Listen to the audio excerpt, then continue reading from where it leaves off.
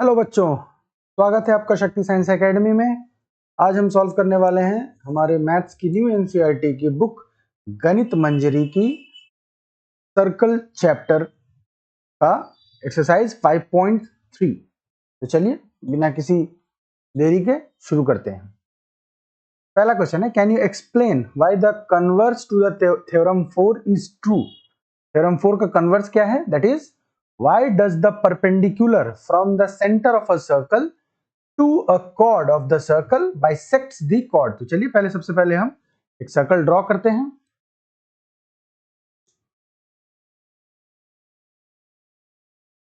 ये रहा हमारा सर्कल, इसमें सेंटर है मान लीजिए हमारा C। तो क्या प्रूफ करना है हमें? Why does the perpendicular from the centre of a circle to a chord। तो कोई chord है हमारा, मान लीजिए ए बी एक chord है। तो उससे यदि कोई परपेंडिकुलर हम ड्रॉ करते हैं, मान लीजिए M, तो कह रहा है कि ये यदि परपेंडिकुलर होगा तो ये कॉर्ड जो है बाइसेक्ट करेगी। मतलब हमें ये प्रूफ करना है कि यदि angle C M A is equal to C M B, ये दो एंगल यदि परपेंडिकुलर हो सेंटर से, तो A M is equal to B M, मतलब this side will be equal to this side. ठीक है बच्चों, तो चलिए इसको प्रूफ करते हैं। यदि आप में से जिन बच्चों को कॉन्ग्रुएंसी ऑफ ट्रायंगल आता है अच्छे से, उनके लिए तो ठीक है, they can continue and proceed with the lecture. जिनको ट्रायंगल की कॉन्ग्रुएंसी के बारे में कोई डाउट है, कोई दिक्कत हो, तो मैंने आई बटन पे उसका एक वीडियो का लिंक छोड़ दिया है, तो आप पहले जाकर वो कॉन्ग्रुएंसी वाला वीडियो देख लीजिए, उसके बाद इसको आकर देखेंगे तो आपको ज्यादा बेटर समझ में आएगा। चलिए तो कंटिन्यू करते हैं। तो देखिए अब यहाँ पर ए सी हमारा क्या है? ए सी जो है हमारा रेडियस है, इसको हम ज्वाइन करते हैं ए सी। सिमिलरली बी सी, ये भी हमारा क्या है? रेडियस है। अब देखिए यहाँ पर दो ट्रायंगल फॉर्म हो रहा है, यहाँ पे दो ट्रायंगल फॉर्म हो रहा है in triangle A C M and triangle B C M. देखिए क्या क्या आपको यहाँ पे दिख जाएगा।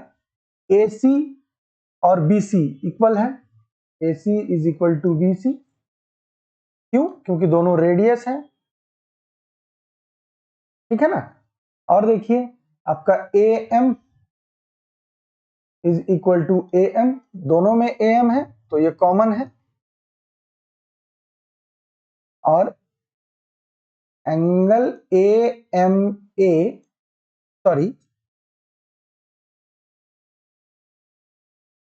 एंगल सी एम ए, मतलब ये वाला एंगल, और एंगल सी एम बी, ये दोनों इक्वल है। देखिए यहां ये गिवन है, एज पर गिवन। ठीक है, तो देखिए एक राइट एंगल आ गया, एक हाइपोटेन्यूज आ गया और एक साइड आ गया। तो हम कह सकते हैं बाई आर एच एस, मतलब right angle, hypotenuse and side, ये कंडीशन से ट्रायंगल ए सी एम और ट्रायंगल बी सी एम ये कॉन्ग्रुएंट हुए। तो कॉन्ग्रुएंट होने से क्या होता है कि कॉन्ग्रुएंट होने का मतलब हो गया कि इसके सारे साइड्स और सारे एंगल इक्वल है। तो बाई सीपीसीटी, सीपीसीटी मतलब corresponding parts of congruent triangle, by CPCT हम ये कह सकते हैं कि अब ये ए एम और बी एम ये इक्वल होगा। By CPCT A M is equal to B M, proved. देखिए यही हमें प्रूफ करना था। ठीक है, चलिए अब आगे बढ़ते हैं दूसरे प्रॉब्लम की ओर। दूसरा प्रॉब्लम है, an isosceles triangle ABC is inscribed in a circle with AB equal to AC।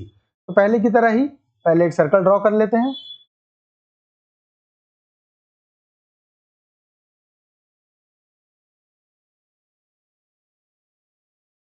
एक isosceles triangle ABC is inscribed, मतलब ट्रायंगल के अंदर है ABC। तो चलिए with AB equal to AC, तो पहले एक हम बेस बना लेते हैं, वो B करते हैं BC, और ये मान लीजिए ए है,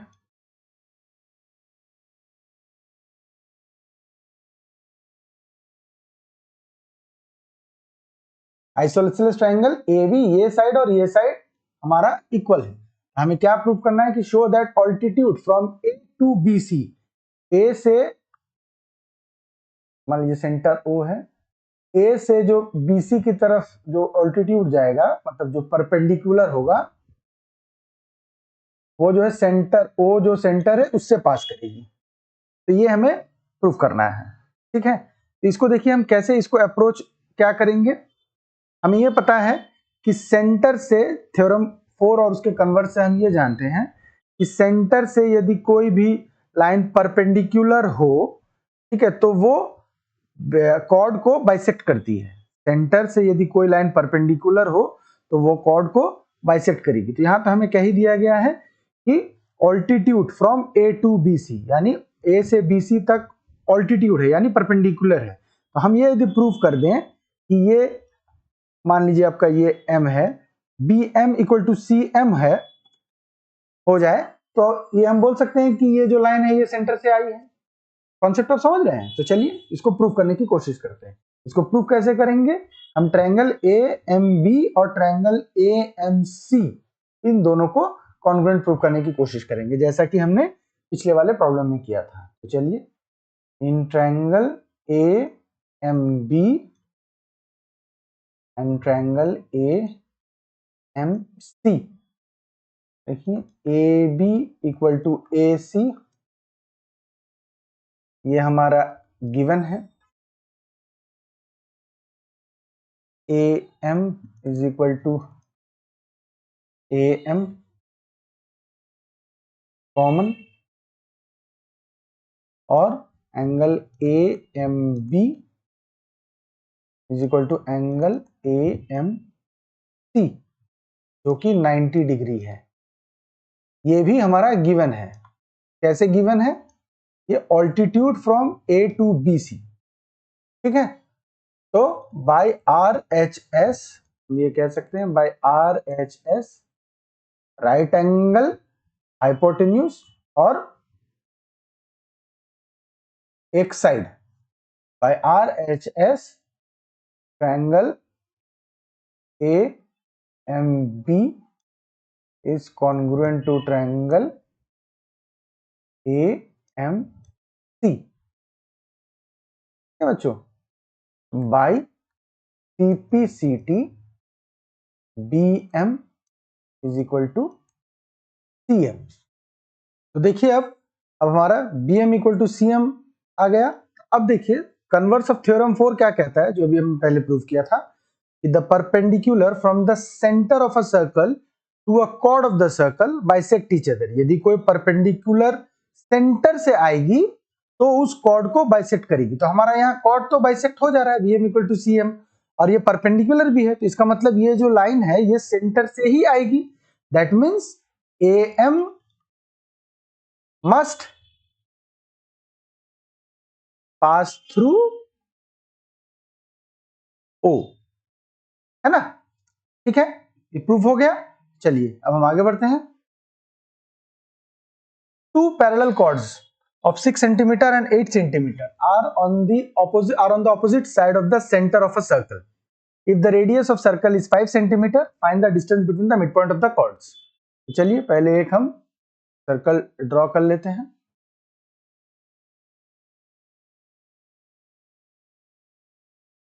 सेंटर है मान लीजिए C, कह रहे टू पैरेलल कॉर्ड्स है, दो कॉर्ड है जो कि पैरेलल है, एक का लेंथ है 6 सेंटीमीटर, एक का 8 सेंटीमीटर। तो चलिए पहला एक ड्रॉ कर लेते हैं। ये है मान लीजिए 6 सेंटीमीटर और एक है 8 सेंटीमीटर, और दोनों ही पैरेलल है। रेडियस दिया है हमें 5 सेंटीमीटर। तो हमें the distance between the mid points of the chord, तो मिड पॉइंट से ऑफ द कॉर्ड से डिस्टेंस निकालना है। तो चलिए इसका मिड पॉइंट को ज्वाइन करते हैं।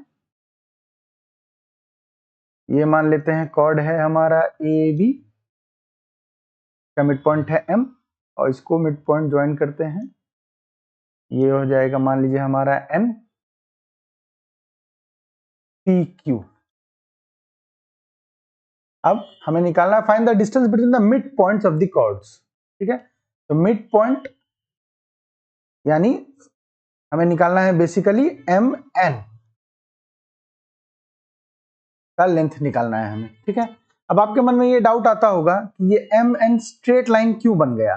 तो देखिए, जब हमारा इसके पहले के थ्योरम में हमें पढ़ा है कि कॉर्ड्स यदि किसी के मिड पॉइंट को ज्वाइन करेगा तो ये परपेंडिकुलर होंगे और यहाँ भी ये परपेंडिकुलर होगा, और सिंस ये पैरेलल लाइंस है तो ये परपेंडिकुलर और ये दोनों परपेंडिकुलर हैं, यानी को इंटीरियर एंगल का सम 180 है, तो ये एम एन ये ट्रांसवर्सल होगा, यानी एम एन एक स्ट्रेट लाइन होगी, है ना। तो ठीक है, चलिए अब हमारा रेडियस भी दिया है हमें 5 सेंटीमीटर, तो रेडियस को हम ड्रॉ कर लेते हैं। मान लीजिए यहाँ एक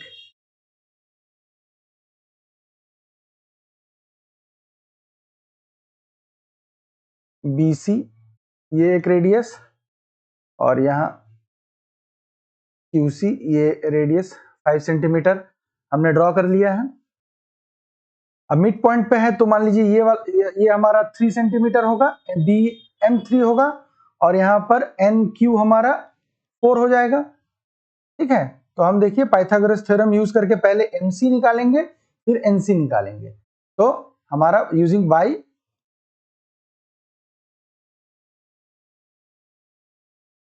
पाइथागोरस थ्योरम, पहले इस ट्रायंगल को कंसीडर कर रहे हैं हम BMC।